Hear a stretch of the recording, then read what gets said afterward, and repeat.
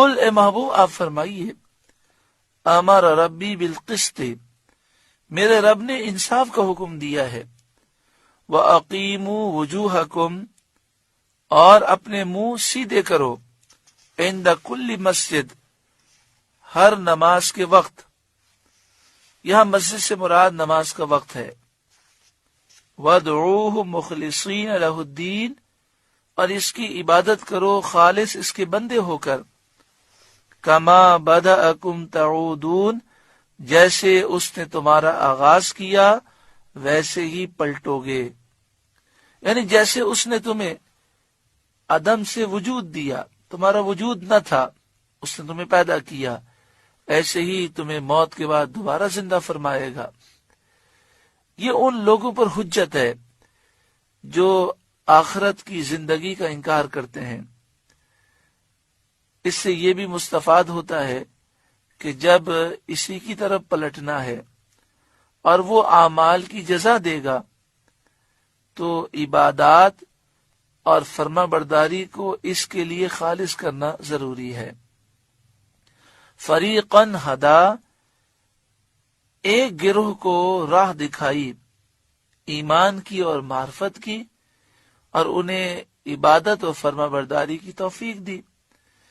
وَفَرِيقًا حَقَّ عَلَيْهِمُ الضَّلَالَةُ، اور ایک گروہ کی گمراہی ثابت ہوئی اور وہ کفار ہیں۔ إِنَّهُمُ اتَّخَذُوا الشَّيَاطِينَ أَوْلِيَاءَ مِن دُونِ اللَّهِ، انہوں نے اللہ کو چھوڑ کر شیطانوں کو والی بنایا، ان کی فرما برداری کی، شیطانوں کے کہنے پر چلے، شیطانوں کے حکم سے کفر اور گناہ کو اختیار کیا۔ وَيَحْسَبُونَ أَنَّهُمْ مُهْتَدُونَ، اور سمجھتے یہ ہیں کہ وہ ہدایت یافتہ ہیں، وہ راہ پر ہیں، یعنی گمراہ بھی ہیں اور اپنے آپ کو صحیح سمجھتے ہیں۔ یا بنی آدم، اے آدم کی اولاد، خذوا زینتکم عند کل مسجد، اپنی زینت لو جب مسجد میں جاؤ، یعنی لباس زینت اختیار کرو۔ ایک قول یہ ہے کہ کنگھی کرنا، خوشبو لگانا زینت میں داخل ہے۔ سنت یہ ہے کہ آدمی بہتر ہیئت کے ساتھ نماز کے لیے حاضر ہو، کیونکہ نماز میں رب سے مناجات ہے، تو اس کے لیے زینت کرنا، خوشبو لگانا مستحب ہے، جیسا کہ ستر عورت اور طہارت واجب ہے، فرض ہے۔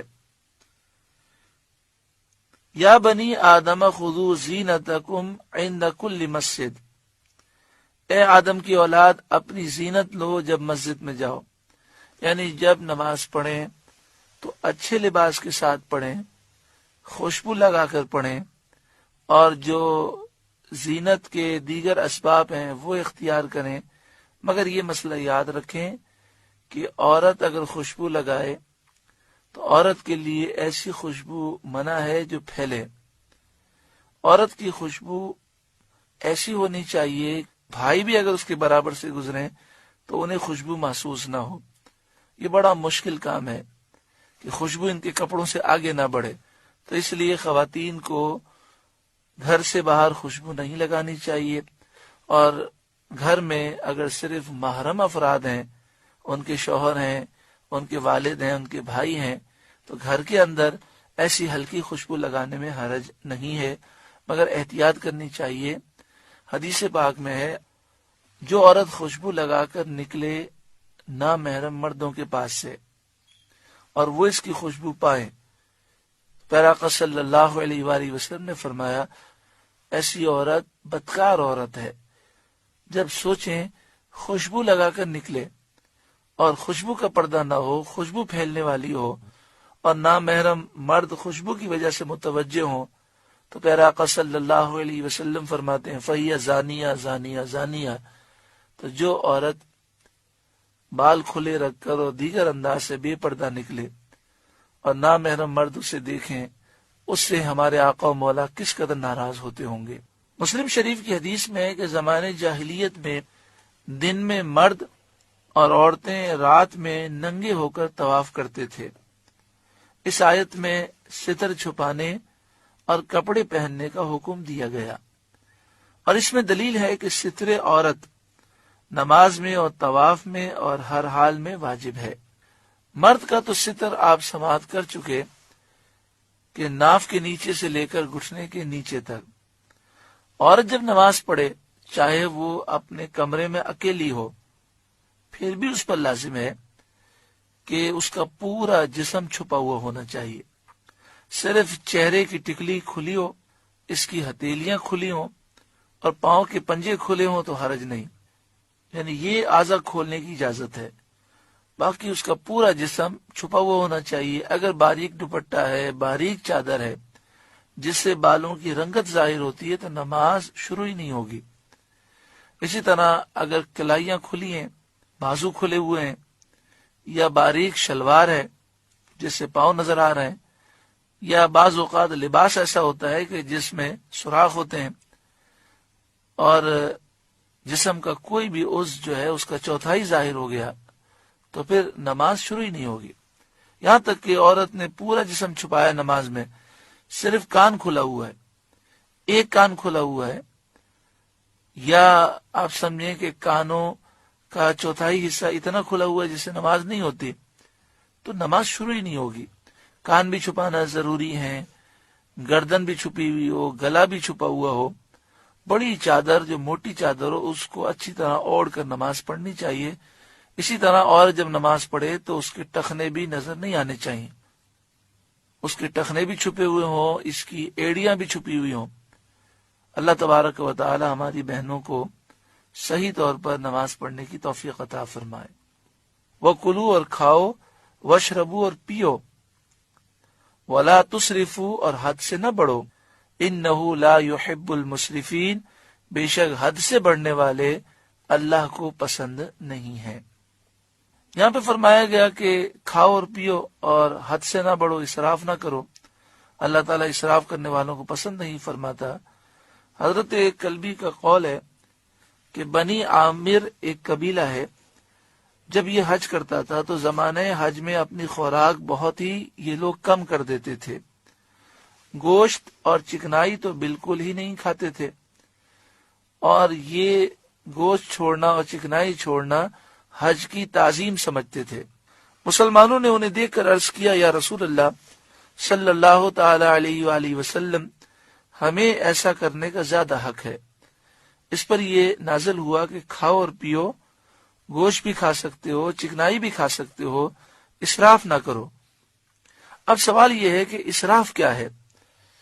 تو صدر الافاضل مولانا نعیم الدین مراد آبادی علیہ رحمہ فرماتے ہیں، سیر ہو چکنے کے بعد بھی کھاتے رہو، یہ اسراف ہے۔ پیٹ بھر گیا اس کے بعد کھانا، یہ اسراف ہے۔ یا حرام کی پرواہ نہ کرو، یہ اسراف ہے۔ یہ بھی اسراف ہے کہ جو چیز اللہ تعالیٰ نے حرام نہیں کی اس کو حرام کر لو۔ حضرت عبداللہ بن عباس رضی اللہ تعالی عنہما نے فرمایا، کھا جو چاہے اور پہن جو چاہے، اسراف و تکبر سے بچتا رہے۔ یعنی جو چیز حلال ہے وہ کھاؤ، جس کا پہننا جائز ہے وہ پہنو، مگر اسراف نہ کرو اور تکبر سے بچتے رہو۔ آیت میں دلیل ہے کہ کھانے اور پینے کی تمام چیزیں حلال ہیں، سوائے ان کے جن پر شریعت میں دلیل حرمت قائم ہو۔ جس چیز کو اللہ اور اس کے رسول حرام کر دے وہ حرام ہے، اس کے علاوہ سب حلال ہے، کیونکہ یہ قاعدہ مقررہ مسلمہ ہے کہ اصل تمام اشیاء میں اباحت ہے، یعنی فی نفسی تمام چیزیں جائز ہیں، مگر جس پر شارع نے ممانعت فرمائی ہو، اللہ اور اس کے رسول نے جسے حرام کر دیا وہ حرام ہے، اور جسے حرام نہ کیا تو وہ تو حلال ہے، اور اس کی حرمت دلیل مستقل سے ثابت ہو تو وہ حرام ہے۔ اس میں نصیحت یہ ہے کہ جو حلال چیزیں ہیں انہیں حلال سمجھا جائے، اور قرآن و حدیث میں جن چیزوں کو حرام کہا گیا انہیں حرام سمجھا جائے، اور جن چیزوں کو حرام نہیں کہا گیا وہ جائز ہیں، وہ حلال ہیں، ان کو حرام سمجھنا، حرام کہنا اللہ پر جھوٹ باندھنا ہے۔ دوسری بات یہ کہ ہم اپنے آپ کو تکبر سے بچائیں اور اسراف سے بچیں کہ ناجائز کاموں میں پیسہ خرچ کرنا یہ اسراف ہے۔ کھانے پینے میں بھی اسراف اس طرح بھی ہوتا ہے کہ کھانا بہت ضائع ہوتا ہے، شادیوں میں، دعوتوں میں، اس کے علاوہ اب تو گھروں میں بھی، اور الامان والحفیظ مکہ مکرمہ مدینہ منورہ میں آپ جب یہ منظر دیکھتے ہیں تو آپ کا دل جل جاتا ہے کہ وہاں لوگ اپنے گھروں میں بھی کھانا اتنا ضائع کرتے ہیں، اٹھا کر وہ ڈسٹ بین میں ڈال دیتے ہیں، اور اتنا ضائع کرتے ہیں اور ضائع کرنے پہ کوئی ملال بھی نہیں ہوتا۔ اللہ تبارک و تعالی انہیں بھی ہدایت نصیب فرمائے، ہمیں بھی ہدایت نصیب فرمائے، اور ہر مسلمان کو رزق کی قدر کرنے کی توفیق عطا فرمائے۔ سورہ اعراف کا 30 رکوع مکمل ہوا۔ اللہ تعالی اس کے نور سے ہمارے قلوب کو روشن منور فرمائے۔